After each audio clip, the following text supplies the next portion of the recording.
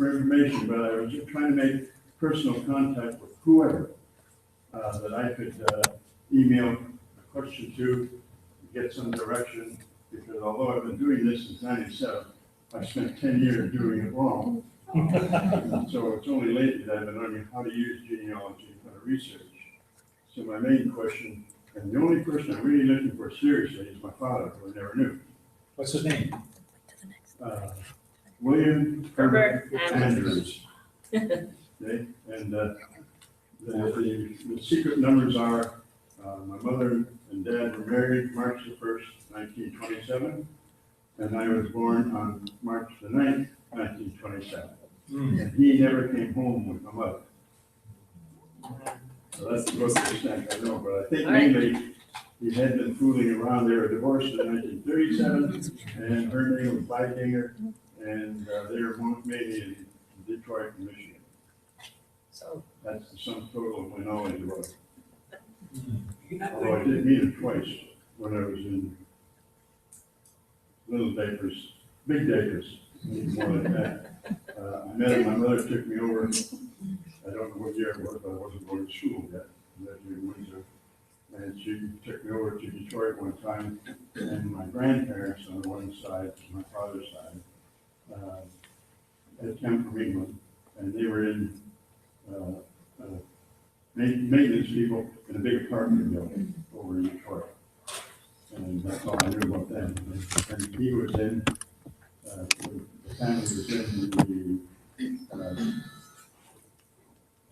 1940 census in Detroit. And that's about it.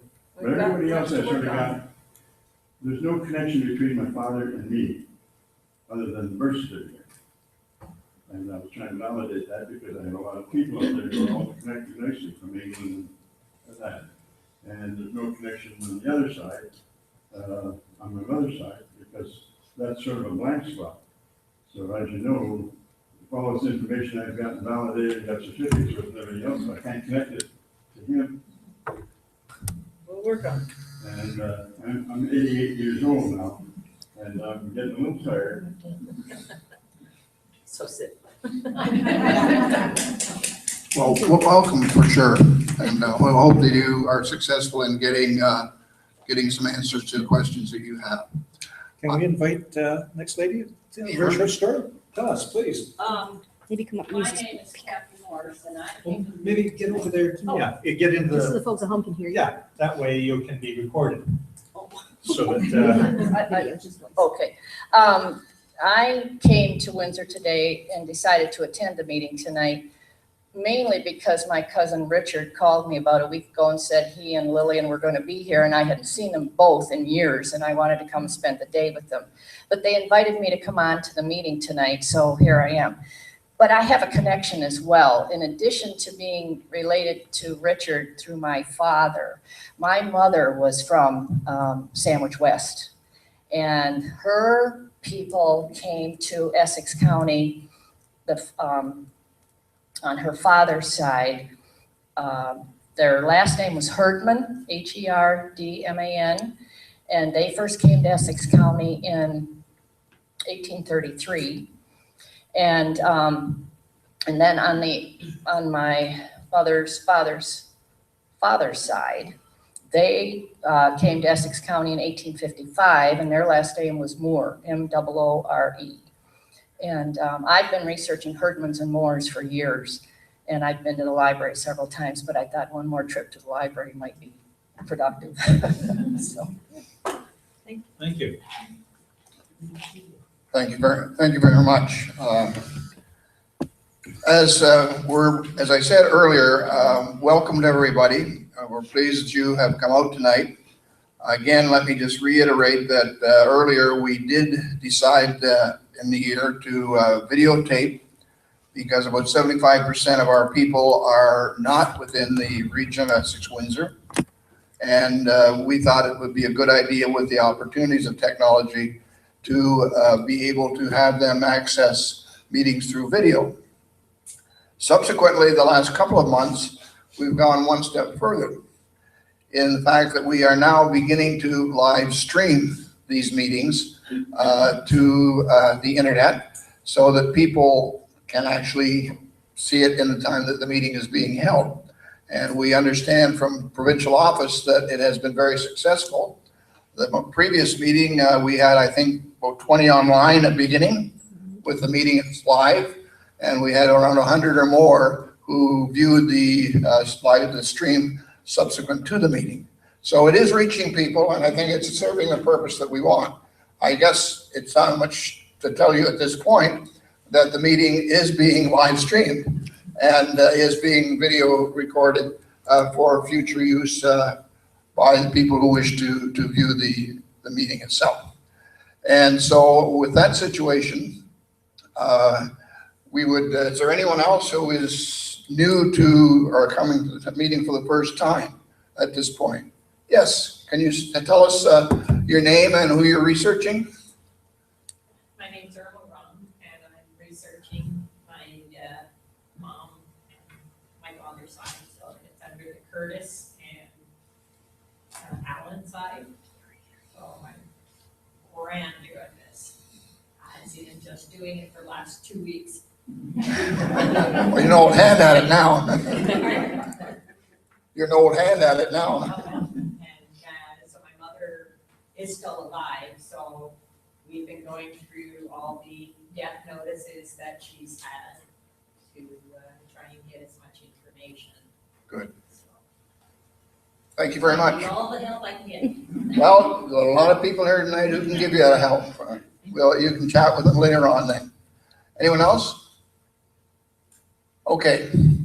As I said, what we are trying to do is also to indicate to people some of the events and circumstances that are taking place around the Essex County Genealogical Society branch and other things that might be of interest to our members as well. So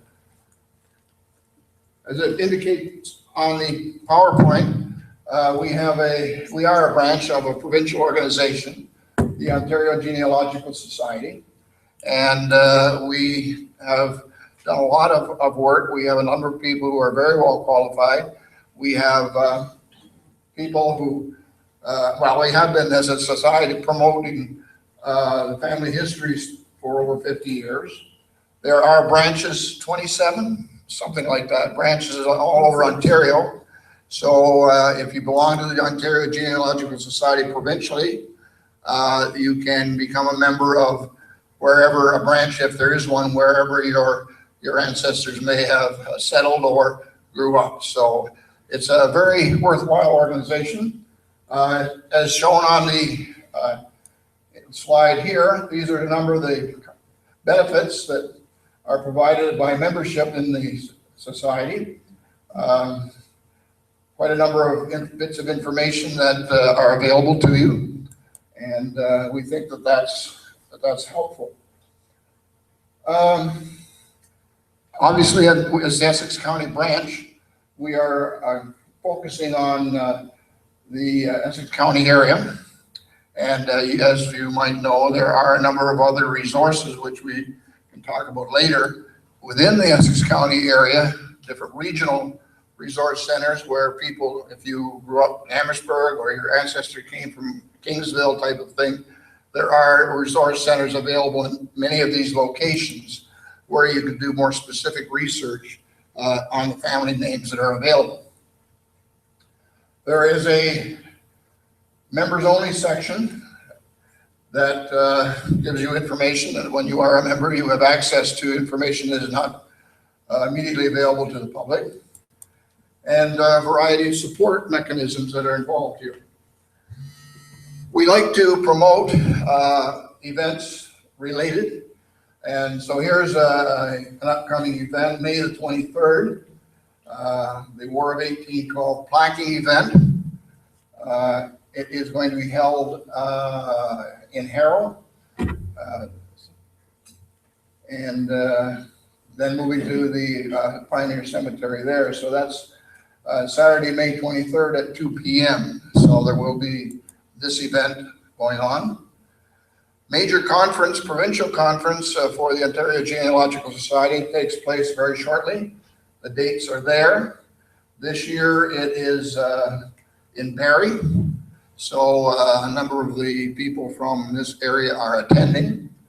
And it is, again, if you've never been, it's an excellent opportunity to network and to hear speakers who are specialists in specific areas of family history research. We have monthly meetings, which this is the May meeting. And next month, we are going to have a focus on the United Empire Loyalists in Essex County. And our speaker will be Linda Eiler, who is the president of the bicentennial branch of the UEL in this area. Kent Branch, if you happen to be close to Chatham in the county, on June the 12th, the topic will be residential schools for their June meeting. Also, as we are starting to do, other branches and subject interest groups, the SIGs, which focus on, say, Irish, Palatines, or different Scottish. There's the subject interest group, which focuses purely on that group of ancestors. They are also streaming too, so, and those are open to anyone. And so opportunity to get additional information. And I think you'll find them very useful. Just a recent notice that came out, again, June 13th in the area, if you're interested in the 1812 war or the rebellion of 1838 Upper Canada Rebellion, there was a blockhouse on Boblo Island, which was very prominent in that particular conflict, and sort of was ignored for many years and deteriorated, and has since been fully restored. And there's going to be a dedication and reopening of this on June 13th, 2 to 4 on Boblo Island. So if that's interesting to you, please take advantage of that. AIRS, which is a resource center in Harrow Early Immigrant Research Society. Great place for research of the southern part of Essex County. So they're just announcing now that they will be closed during the summer, and they will have a fundraising barbecue on July the 4th. So if you like good food, plan to attend that. Okay, tonight's presentation, again, looking at resources, looking at opportunities and methods to get information about families. One of these resources that is prominent is newspapers. There, as you well know, I think there are many different kinds of information that are available in the newspapers. And if you go back historically in the newspapers, you can find very valuable information regarding possible family history that you might be researching. And we're very pleased tonight to have with us from St. Clair College the coordinators of journalism for St. Clair, Veronique Mandal, who is going to talk to us today about his ancestors using newspapers, where and how to look. So welcome, Veronique, and it's all yours. Thank you.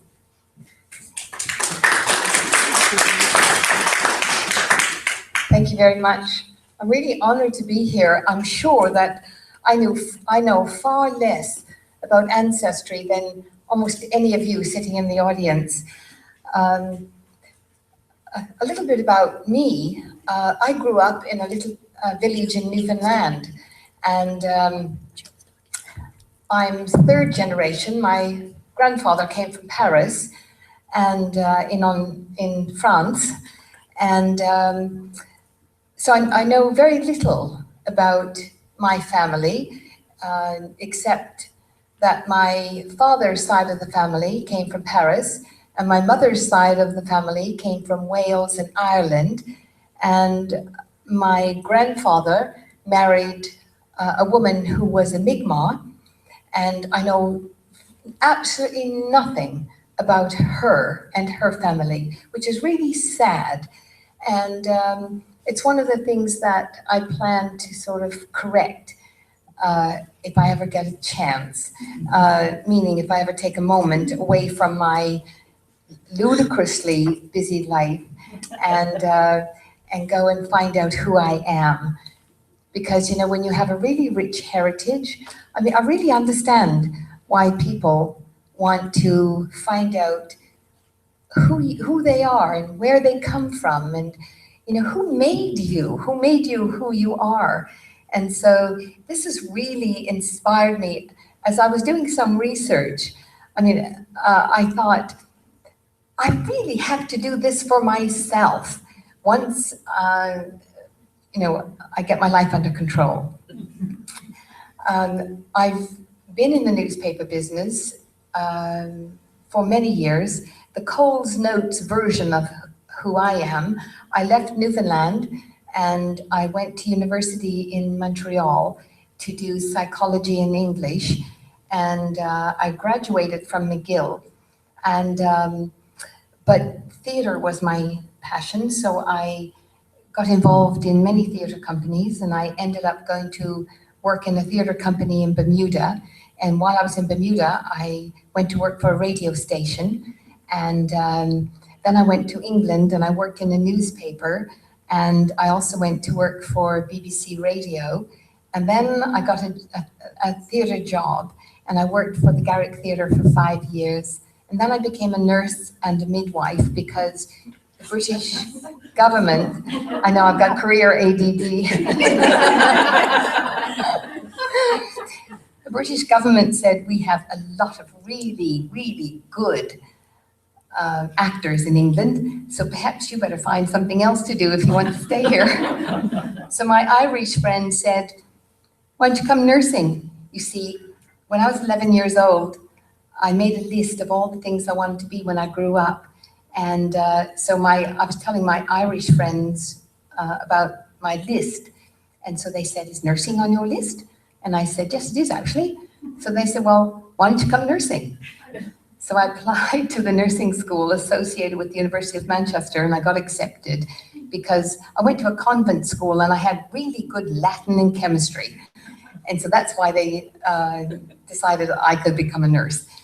And then I went to Spain after, well, I did my nursing and midwifery, and a friend of mine had a travel agency in Spain, and the guy who was running it left unexpectedly. So she called me and she said, what are you doing? I said, I'm getting ready to go to work.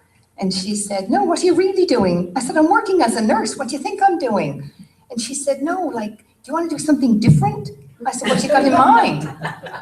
She said, how about coming down to London and doing a debrief with me and going to Spain and taking over my travel agency? And I said, but I don't speak Spanish. She said, that's okay. Come down, I'll send you to Berlitz and you'll learn Spanish and then you can go. I said, okay, I'll go talk to the matron. Sounds like this one. So I went to the matron. I said, matron, I got this opportunity. And so when I finished telling her, she said, well, do you really want to do it? And I said, it'd be a grand experience. So she said, okay, we'll keep your job open. So I called my friend and I said, well, the matron says I can do it. I said, but when do you want me? And she said, in a fortnight. I said, okay, I can be down there in a fortnight. She says, no, you fool. I need you to be in Spain in a fortnight. So I said, you mean I got to learn Spanish and be in Spain in a fortnight? And she said, is there something wrong with that? Nothing a normal person would think was different.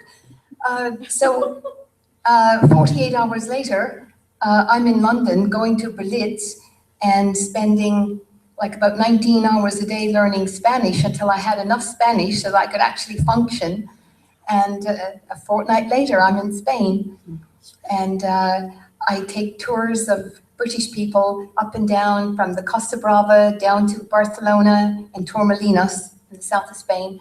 And the thing about British tourists, doesn't matter how old they are, they really love to sing old war songs. And it was kind of my job to lead them in the singing. And I didn't know a war song from, you know, the Beatles. And so I had to learn all that Vera Lynn stuff. And So Vera Lynn and I became really good friends. And so for 10 months, I was singing Vera Lynn songs going up and down the Spain, the interior of Spain, but it was a grand time. And eventually, we got it all sorted out, and I ended up going to the Canary Islands to teach English to several diplomatic children. And when they went to Switzerland, I trotted off there to teach them and 4 other families of children. And eventually I just had enough of children. And so I went back to England, and I thought Matron had had enough. And she was kind of threatening that if I didn't get back pretty soon, I was gonzo. So I went back, and I went to staff in pediatrics. And then I thought, I left Switzerland to get away from youngsters. So I went to work in emergency. And then a friend of mine from the BBC called and said, "What are you doing?" I said, I hate it when they say, "What are you doing?" Gets frightening, and especially to someone with career ADD. And so I said, I'm working in Emerge. Well, I've got 3 plays that I'm doing for the BBC. Would you like to come and do a couple of them? So I thought, Matron will kill me. But anyway, I went off to the BBC and did some wonderful plays. One, if there was anybody who knows anything about England, there's a wonderful play called The Mist over Pendle, about the witches of Alderley Edge. And so I went off and I did that. And anyway, make a long story short, because it can get even longer, I eventually, I got a job in Australia as a nurse. And but I married a fella who wanted to come to Canada. And so I had to give in and come to Canada. And I never had any thought that I would ever come back to Canada. And but I did, and I went to work in Ottawa. I worked as a medical services officer for the Royal Canadian Legion, and I used to get pensions for veterans who were hurt overseas. And I would go up and I would put up one hell of a fight at the Pension Review Board for those veterans. I had a grand time, got lots of pensions for veterans. And I also did research as a nurse, and eventually the other part of me came calling, and I went to work for the CBC in Ottawa. And anyway, eventually I got to Windsor and I went to work for the CBC. I worked for CBC Radio, and I eventually ended up working for television, and then the Windsor Star made me an offer I couldn't refuse, and you know what that's like to a girl with career ADD. I went to work for the Windsor Star, and after about 5.5 years, the National Post offered me a job, so I went off to the National Post. But then I had to make a decision a year later, whether to stay in Toronto or to come back to Windsor. And I decided that I really loved Essex County, because by that time, my husband Chris and I had moved out to the Arnertown line. And I decided that that was as close to heaven, which was my home in Newfoundland, as I will ever get. And so we went to live in our 12 acres of forest in Essex County. And so when I told the editor at the National Post that I didn't want to live in Toronto and I wanted to live on 12 acres in Essex County, he thought I was demented. So I sent him about 7,500 photos of our little place on the Arnertown line and said, I really appreciate it, but I'm not coming. And so I went back to the Windsor Star, and then John Strasser, the president of the University of St. Clair College, begged and coerced me, and I ended up at St. Clair College. And so we eventually built the incredible Mediaplex that we have now, and we have 3 wonderful programs there: journalism, a graduate year in media convergence, and public relations, and it's really lovely. So that's just sort of where I'm coming from. So now, let me get to why you really want me here. To talk about the value of newspapers in researching who you are. I guess I can, do I just press on the right side of I'm not that? sure if it's gonna work. Oh, God. I can run a television station, but I can barely do this. I'm thinking, just go ahead. Just Click. or just click, look at click. me now. Do I have to click, look at, does it have to point at something? Oh, there you go. It worked. Oh, great. Okay. Ancestry and newspapers. Using newspapers as part of genealogical research is probably one of the best, but yet one of the most underutilized areas of research, because people often think, well, my family's not important. Why would anybody write about them? They certainly can't be in a newspaper. But as you will see as we go along, there are extraordinary ways and very simple, unique ways why you should use newspapers to research where you come from, because you don't have to be really famous, as you know now, to be in a newspaper.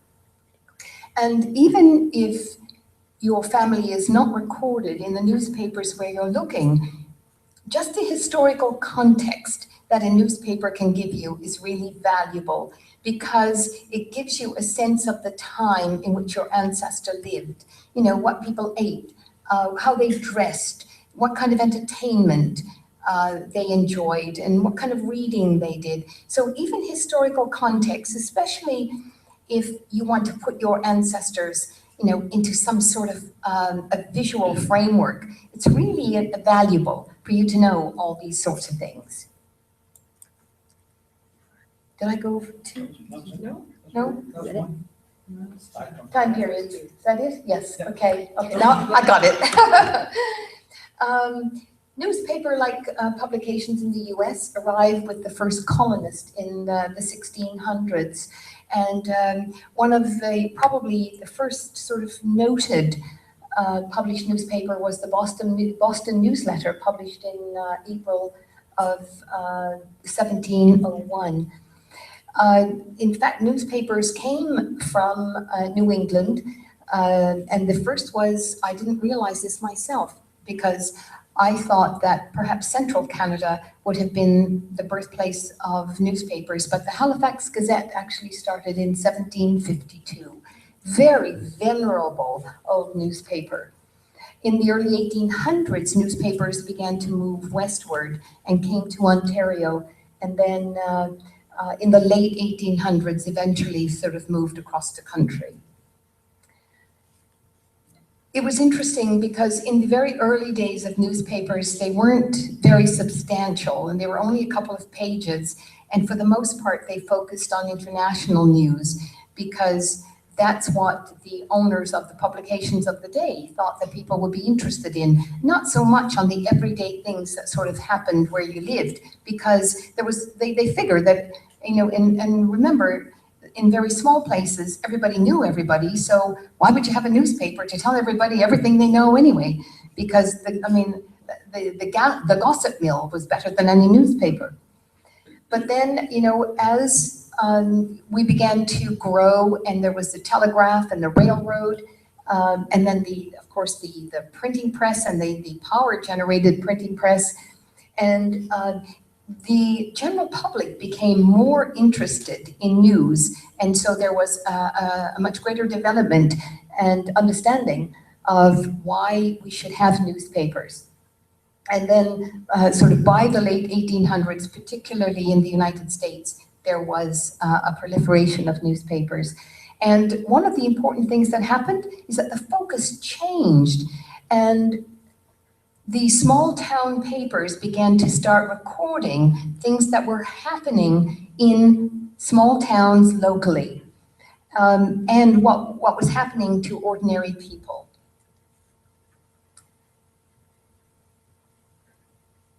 Even before there was a formalized government, when you began to have registries, the newspapers often recorded some of the things that government eventually got round to recording.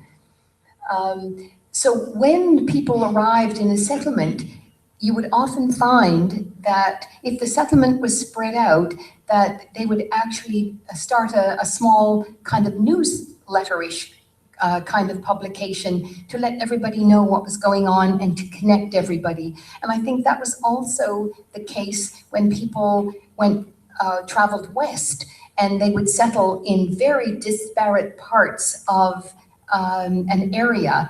And in order to connect with each other, they began to create these publications to let everybody know what everybody else was doing.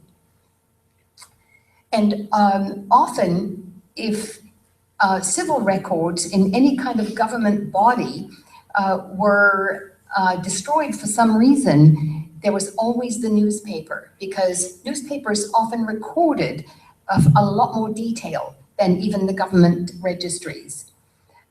Because you probably know yourselves that government records are very structured, but newspapers, because reporters like to write in more colorful language and in more descriptive kinds of terms, that they will actually describe what a person looked like. They would describe what a town looked like.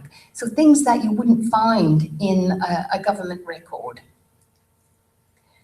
And so they often report marriages, death, or accomplishments of, this is an important thing, they often record all of these things of people who no longer live in the area, but where there are still friends and families. And so even though an ancestor may have long left a place, if they had any significant contribution, and I don't mean, sort of they were headline makers, but if they were a farmer of some means, they may still be recorded in some way in a publication in the general area. And somebody might reference them if they're talking about, for instance, if it was a farmer or a cattle rancher or someone who had a business, and 10 years, 20 years, even 50 years later, when that person left the area, if the farm or the business was bought by somebody else, it may be that on the anniversary of somebody's business, they will reference the ancestor. They're very valuable for vital statistics. The thing about humans is that humans like to read about humans, because people aren't interested in bridges and infrastructure unless it's attached to a human.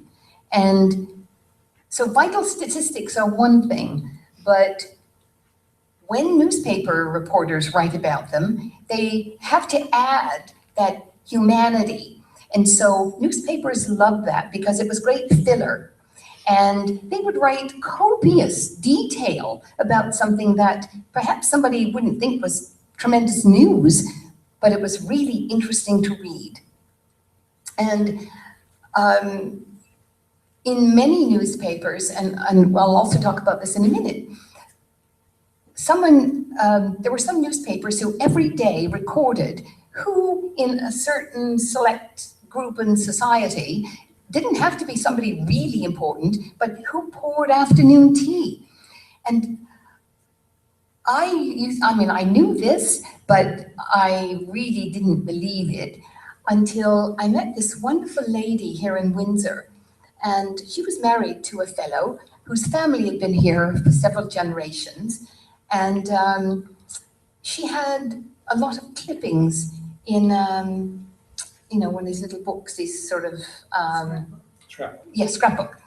And several times as I'm going through it, the mother of her husband was recorded as pouring afternoon tea. And this was in the Windsor Star, it was called the Record or something.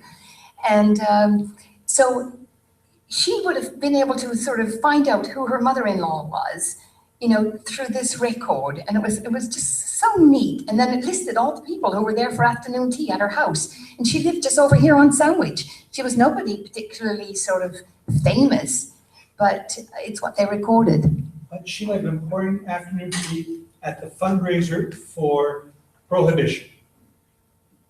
So that would be really interesting. Absolutely. So that's the kind of thing. Not just she poured tea to raise money for some cause. And it's true. There was often a reason why a group of ladies got together. But another thing, newspapers back then weren't structured the way they are now. Now you have sections. You have the hard news section, you have the feature section, you have the entertainment section, the sports section. But that's only, an innovation in the last 50 or 60 years. Prior to that, they just sort of filled stuff in on pages. And so you have when you're researching a newspaper, you can't read one page. You have to read the whole darn thing because you don't know where this is going to come up, because there was no rhyme, no reason to where they put things and why they put them there. So the structured newspaper is a very recent innovation. So if you don't want to miss something, you have to read every page. Also, one of the things that you also look for are accidents and that sort of thing to see if your ancestors were involved in catastrophic accidents, and they might be listed, in the police and crime sections. And often, if you had an ancestor who died in a major construction catastrophe, you may not, if you read the headline, "Blown to Eternity," you may not think, "I wonder if that was my ancestor." So if you know the time period and you know the place and you know that they actually had a newspaper, you have to look at absolutely everything. It's one of these things that you have to be totally focused on and obsessed with reading every word in these old newspapers. So when researching 18th century or earlier newspapers, don't think with the mind of a 21st century person, because they had a very unusual way of writing, of deciding what went in the newspapers and where they'd be placed. They're actually a very interesting reading. I think often they're far more interesting than what we do today. So here are some of the things that you would look for. Obituaries. They were less common in the 19th century, and in fact, they were very rare before the 19th century. But when they did write obituaries, they included extraordinary ancestral information. In fact,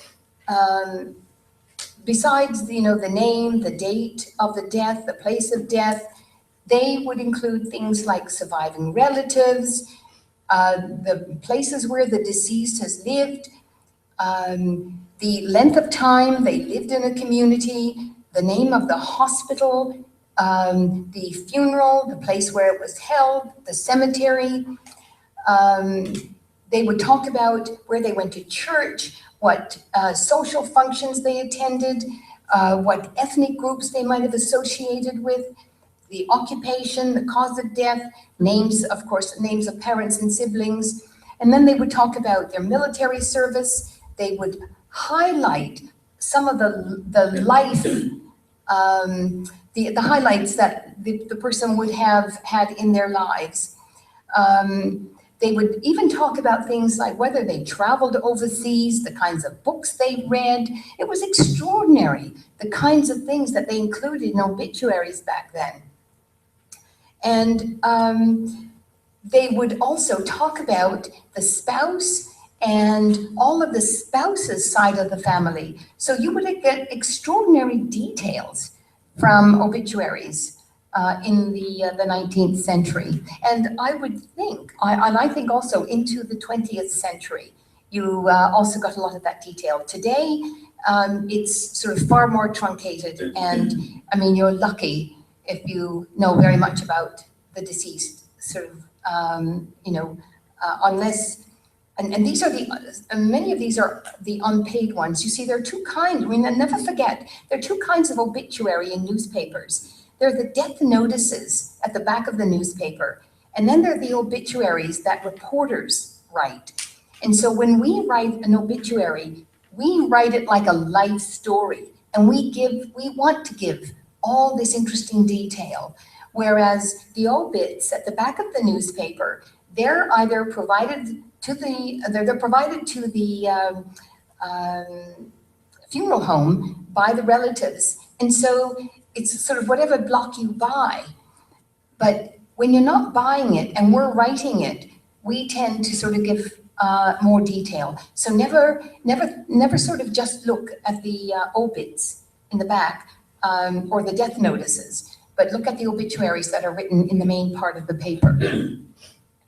So death and funeral notices, these also in older newspapers are very detailed. You get cemetery information. Newspapers recorded where the plot was, and they would sort of give you a map of where the plot was. And I mean, today we don't even mention the cemetery. And of course, marriages, divorces, wedding anniversaries, they even would give you lists of people who were considered abandoned, and they would have missing people notices regularly in the newspapers. I mean, now it's usually a police notification that someone's gone missing, but there was a time when there would be a whole list of missing persons and people who were abandoned in newspapers. And military draft notices as well. It is amazing what was included in old newspapers for a military draft. They would not only talk about the people who were drafted, they would talk about the people who got exempted. They would list them. They would list the people who couldn't go, but who had people taking their places. So you never know, your ancestor might have been someone who actually took the place in a military draft of somebody who couldn't go. There were some people who paid $300. I've never sort of, I haven't been able to figure that one out, but newspapers listed and what everybody did, and some newspapers would say, you know, ER blogs paid $300. I don't know where they came up with the 300. They would also talk, they would list people who were non-resident who were drafted. So let's say you came from one small town and you went to a larger town and you signed and you were drafted in that larger town. Even though you came from, you know, X town and you went to Y town, they would say that they would call you a non-resident. So again, I'll mention in a minute how important it is to know the geography of where your ancestors were. Because if you can't find them in the area you know, it may be that they're in the periphery. And they would list the people who were drafted and who were who went into the naval services, and they would list sort of which branch of the armed services they were going in. And they would also list the aliens. These are people who were not known to the area, who came from other states or other countries, and to enlist, and they would just list them as aliens. So you could look under aliens and you might find an ancestor.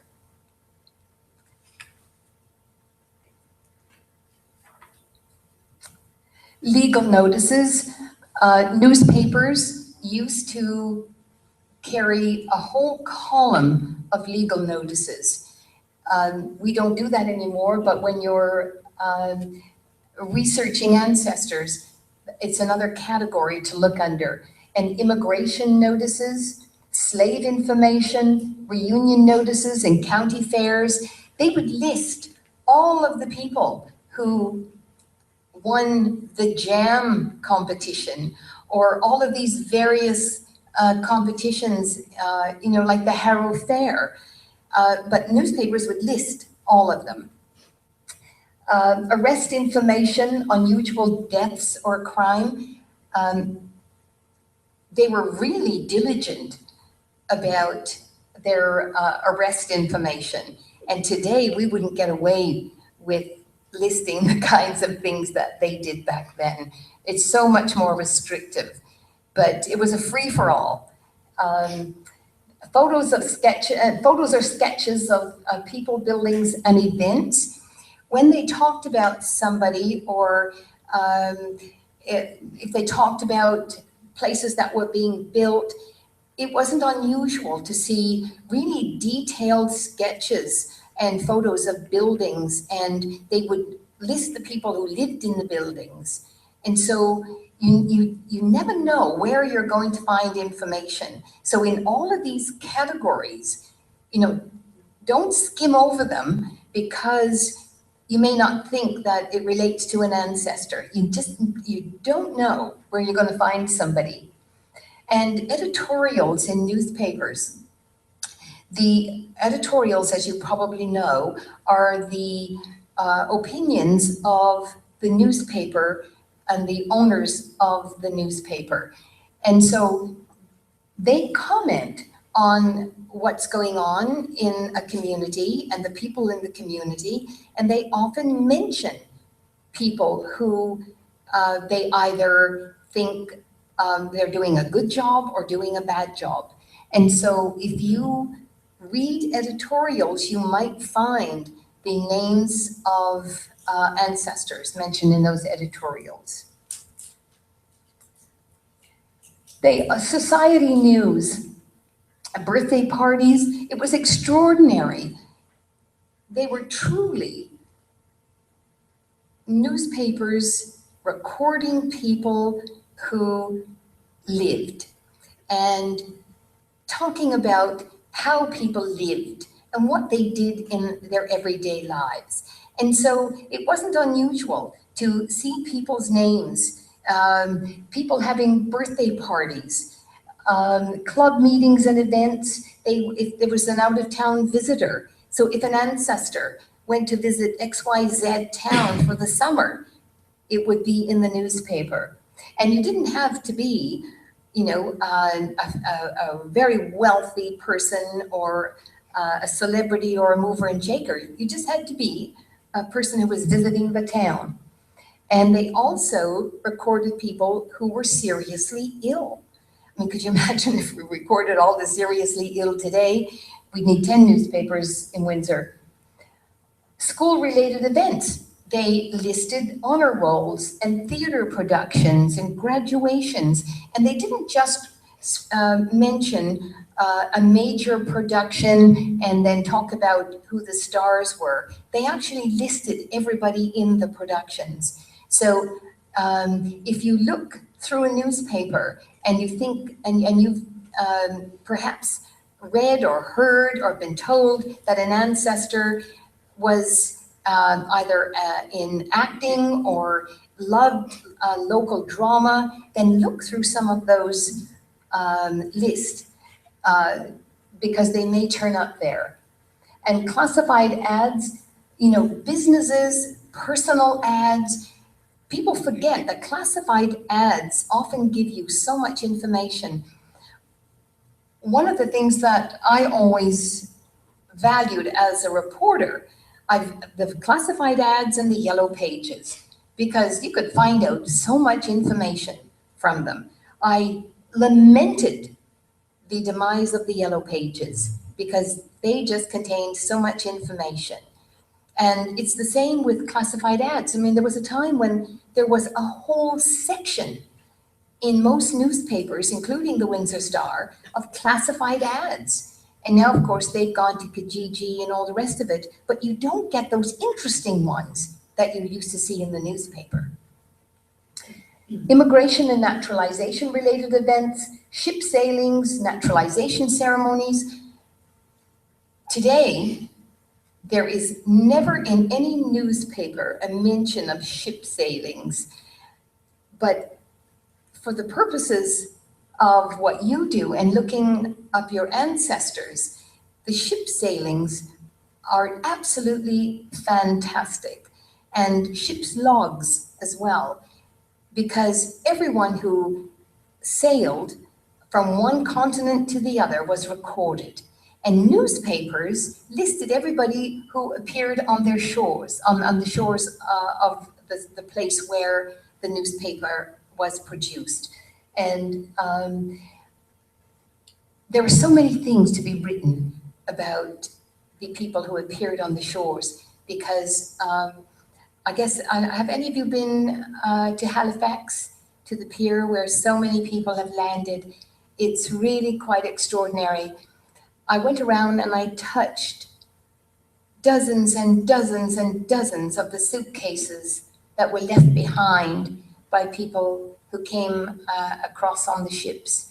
And, you know, I would open the cases and think about the lives that came with those suitcases. And they were recorded on the logs of people who came over. It's just amazing. There's so much to be learned. And it's one of the great things that newspapers used to do, to talk about all the people and list them. The legal notices, of course, divorces, sales, purchases, auctions, probates. And again, newspapers detailed everything. It wasn't sort of, you know, like the 4 or 5 lines. They would do, you know, a quarter of a page to talk about what was being auctioned, who owned it, who bought it, the price of it, what they had done, how long they had been around. So all of this minute detail that really adds that luster to someone's ancestry. And paid advertisements, Chronicle products, housing, transportation, dress and reading habits of our ancestors. People bought ads as they do today for just about everything. So if any of your ancestors had any type of business, or if they ran any kind of a service, generally, even if it was a 2-line ad, you might find it in a newspaper. So paid advertisements are something to really put on your list of places to investigate. There were ads about insolvent debtors, that should be forced, land sales, educational opportunities, and professional services. They spared nobody, because if you went bankrupt, you were in the list.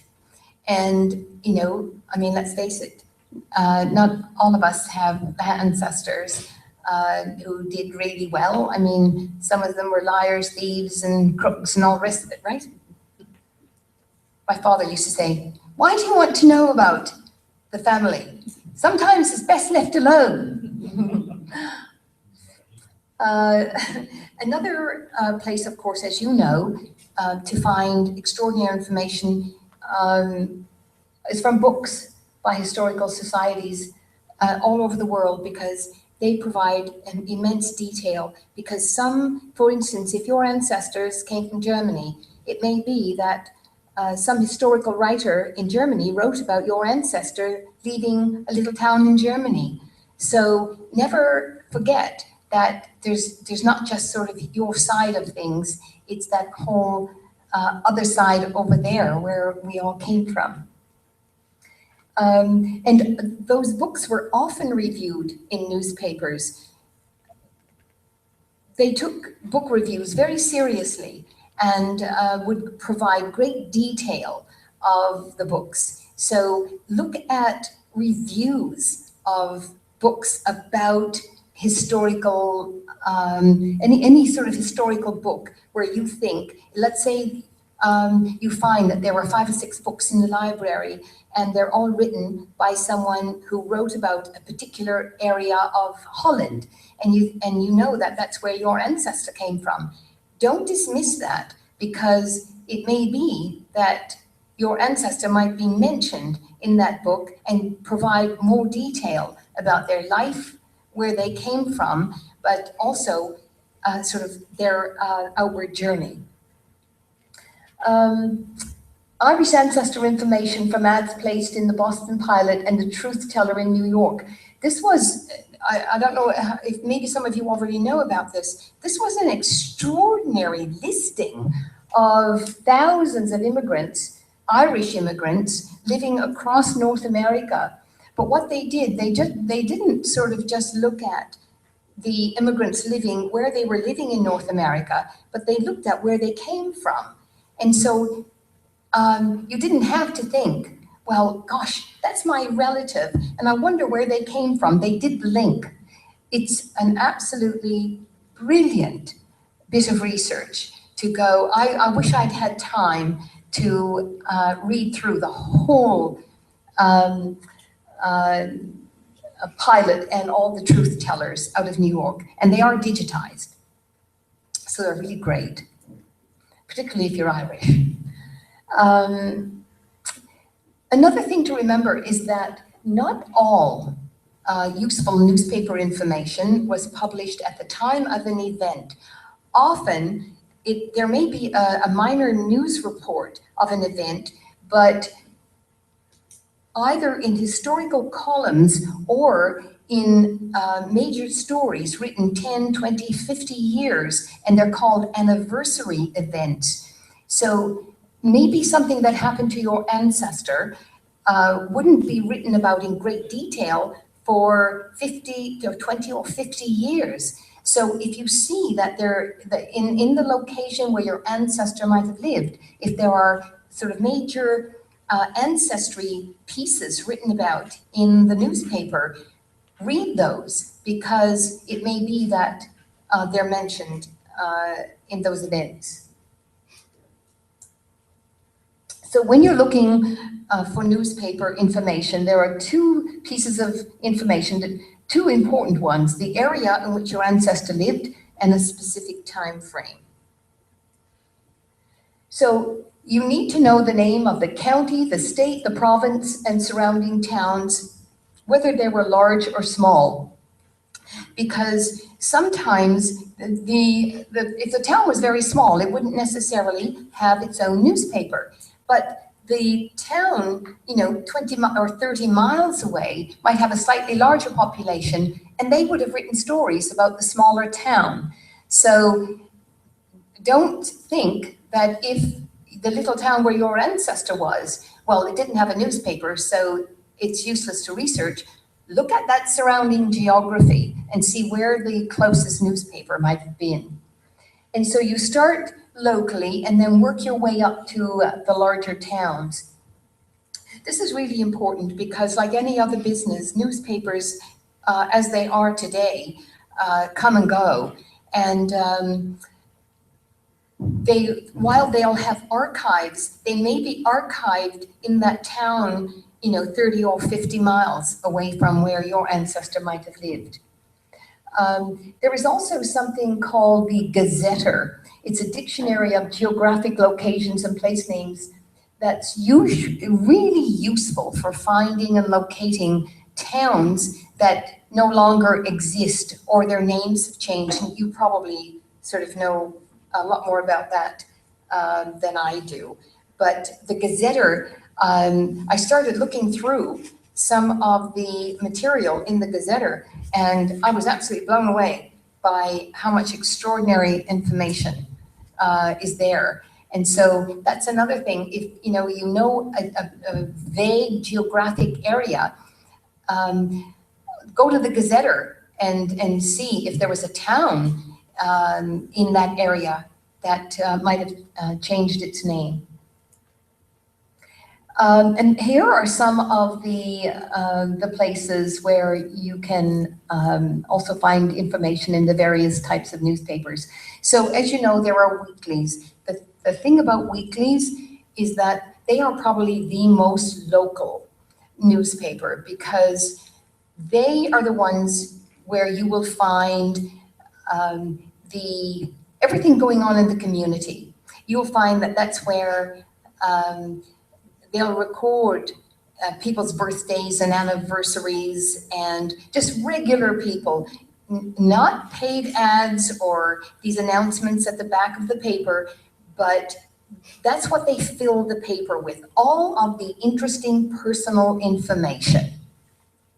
The dailies, the Windsor Star and papers like it, as you get bigger, you move further away from the very personal, close personal information, and you only get that personal information by, ordinary people if you've done something extraordinary. And so then when you get to the national dailies, it's even further away. So you start locally and the closest to your family. Find out where the old newspapers are today. And so, you go to libraries or you go to newspaper offices, and if the newspaper has changed hands a number of times, find out where they archive all of the old newspapers. Most of them won't have thrown out the historic papers. They will have archived them in some way, put them on microfiche. Many newspapers will have a small archive. Some newspapers, at the Windsor Star, we used to have a library that was half the size of this room where we kept everything. And we had 2 librarians. And today, there is no library and we have an online archive. And so that's accessible. Everything that not everything way back. You have to go to microfiche to find some of the more historic copies of the newspaper. But the Windsor Star does go back a number of years. Religious newspapers. If your ancestor belonged to a congregation, research religious newspapers to see if they were mentioned. And even if you can find copies of the church newsletter, there were so many sort of wonderful stories about churchgoers in these papers, in these historic newsletters. It wasn't just sort of when the fundraisers were going to be held, but they actually talked about the people in the churches. College and university newspapers are another place where you can do research. Many college newspapers actually didn't only write stories about colleges and newspapers, they actually went out and did stories about people in the community. So that's another area that you can access. Magazines, of course, particularly magazines in the town or city where your ancestor was. Because particularly in smaller areas, magazines are about the people who live there, what they're doing, what events they attended. They have ads about their businesses. So it's always valuable for you to also look at magazines from the geographic area where your ancestors were.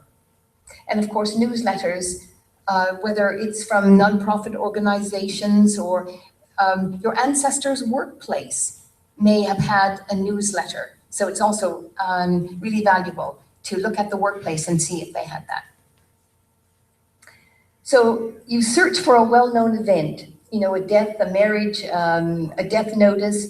Death notices are also called necrology files. So if you find a newspaper and it doesn't have sort of a death notice area, see if they have a necrology file, because some newspapers didn't call it, they thought that it was a little depressing to call it a death notice. So they gave it something that most people probably really sort of didn't know, or those who knew thought that's even worse than death, a necrology file.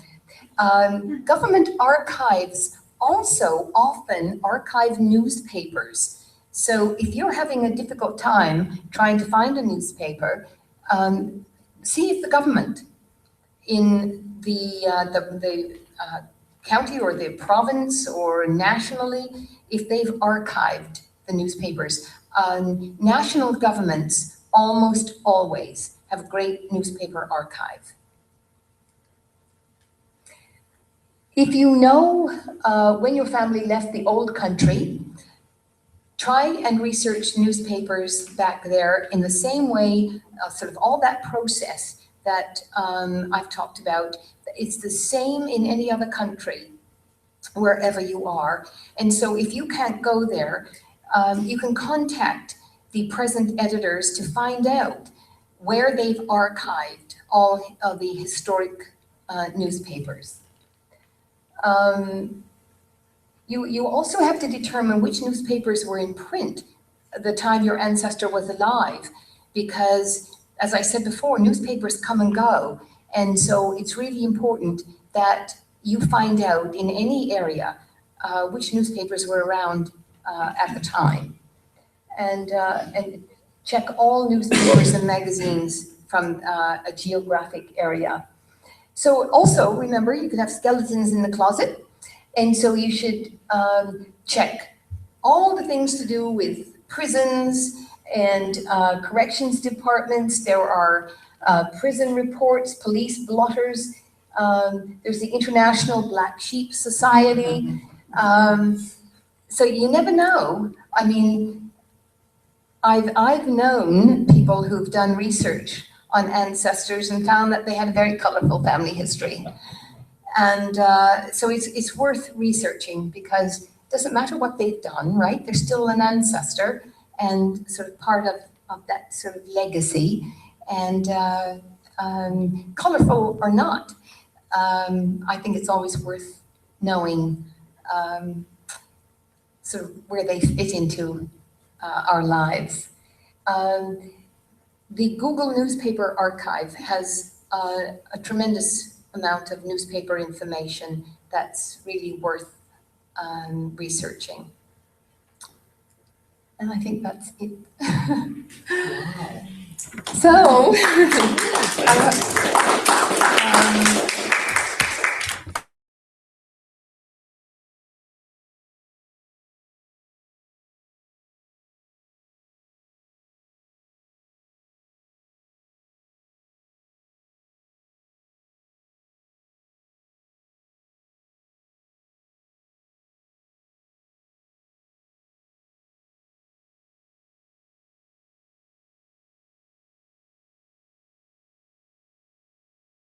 research milestone birthdays, birth announcements. They provided the names of newborn and parents in certain papers in certain years. It gives you a bit of detail about all of these things that you might want to research and what you might find. So I thought that might be a bit useful to you. Would So, you take questions? oh, absolutely. Any questions, Colleen? Earlier on, you mentioned the Gazetteer. Is that a publication, a magazine? And can it be accessed? You can, if you go to Google and you type it in, it will come up.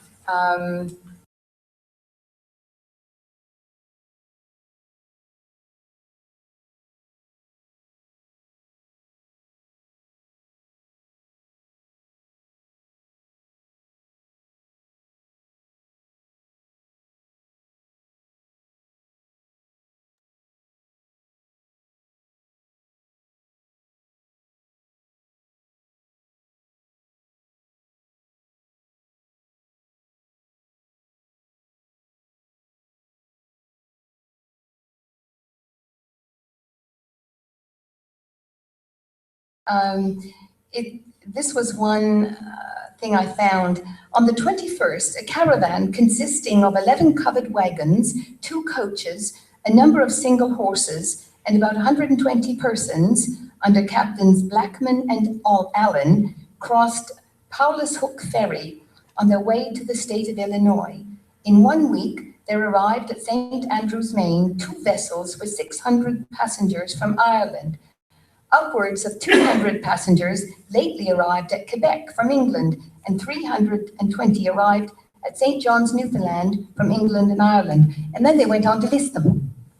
So, I mean, it's really, the newspapers really provided some extraordinary information.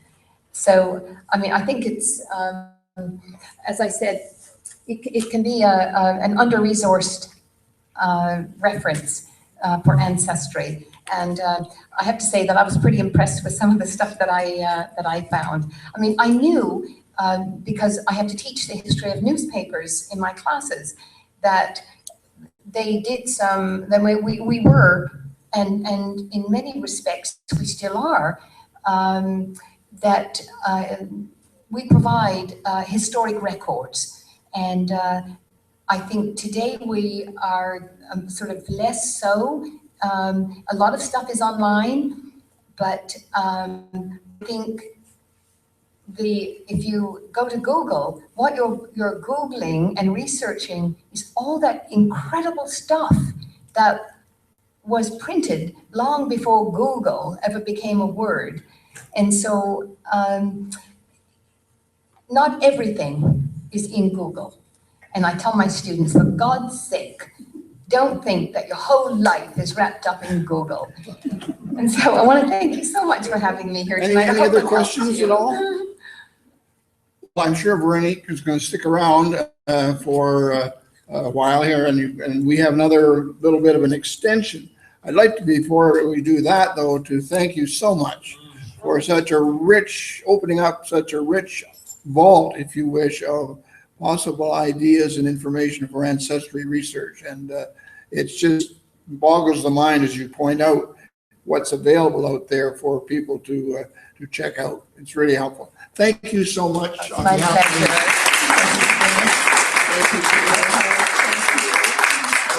Talking about resources, we're going to talk a little bit about that now to give you a little bit of information further.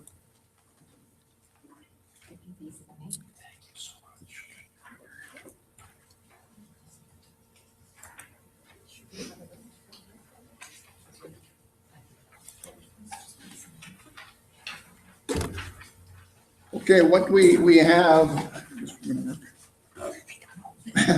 what we have here is some information on some of the community newspaper collections that are available.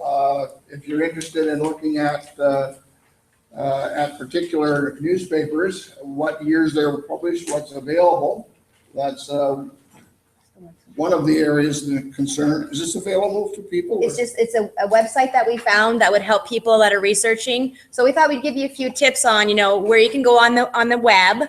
So this is a good website that you can touch base on. As you can see, it has the Walkerville News, it has, Leamington Post, it has the Essex. So there's a few of them on there that you can check out. So that's online. I use this one a lot. I have a lot of folks that live in Leamington and Essex area.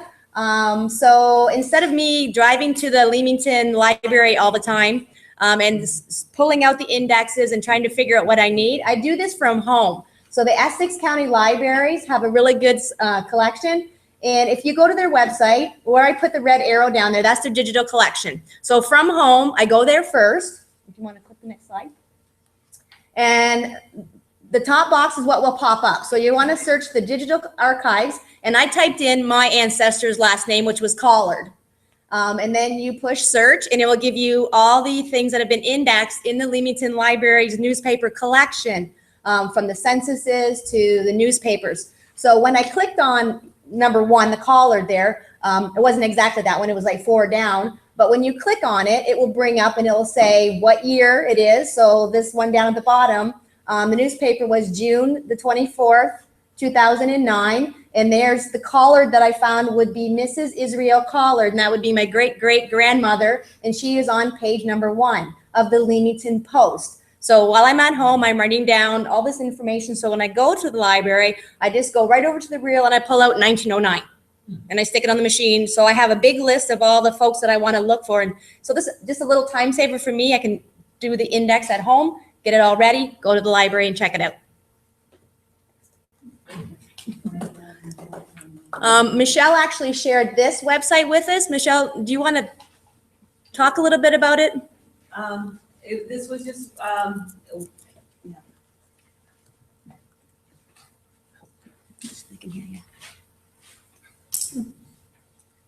this was just a site that I found because I was looking for some information about a couple of young boys, young men in one family who died a day apart. I found their deaths in the Druin records and discovered that they died a day apart, and it didn't have any other details other than that. So I was looking through newspapers trying to find any information about what might have happened, and I came across this. This is the Quebec version of Library and Archives, and this page here has a collection of newspapers, and the one that it doesn't show there, but the one that I found, it was about the Eastern Townships. It was in French, but I did find information about these two boys. It was one teeny tiny little article that said that they had died of typhoid fever. So I at least solved that mystery, but there are a whole lot of newspapers there. So if you're doing any research on ancestors in Quebec, I think that this is a really good resource for anybody doing that, especially from this far away.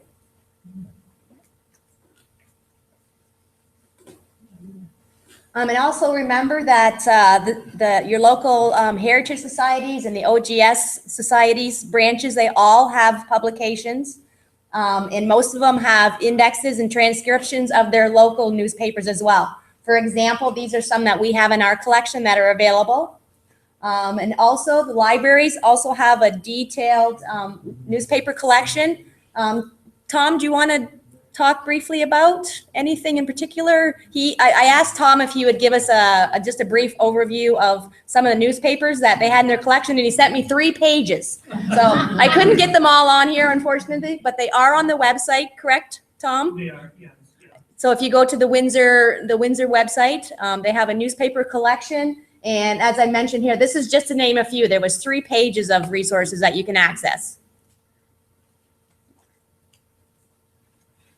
And I happened to contact the Marsh Collection in their newsletter. They had this wonderful picture of these lovely typeset ladies who worked at the Amherstburg Echo in the 1890s. Don't know if any of them are relatives. I asked her for permission, and she was more than willing for me to share the photo. On their website, their newsletters are available to the public. So if you had anybody in that area, again, as you alluded to, newsletters are awesome. That's another spot that you might find. Thank you for joining us. One Deborah? other thing, Yeah, Deborah? with the Amherstburg Echo, don't think that your family had to have been from Amherstburg, because my family was from Leamington, and their marriage and death notices were in the Amherstburg Echo. Yeah. So looking around at all the local newspapers. Any other questions? Well, again, as it says on here, thank you very much for coming. There's no urgency to leave. Have an opportunity to network for at least 15 minutes, and if you wish to do so, and we hope that perhaps you will join us again next month for the presentation on the United Empire Loyalists in Essex County. So At 6 o'clock. thank you for coming. At 6 o'clock, that's right, because the library is on summer hours beginning next month. And just for further information, June meeting will be our last meeting for the summer. We do not meet in July or August. So following that meeting, our next meeting will be in September. So again, thank you for coming. I hope you had a good time and enjoyed it. We've got lots of information, and you'll go out and start Googling and getting what you need from your newspaper. There's one more question. Are these recordings available online? And yes, they are. So if you missed anything, or if you want to re-listen to some of the little tips and tidbits, just go to our YouTube site or our website. It's posted there. Click on the link. It'll take you right to it. Okay, great. And thank you so much. Thanks everyone for joining at home as well. Yay.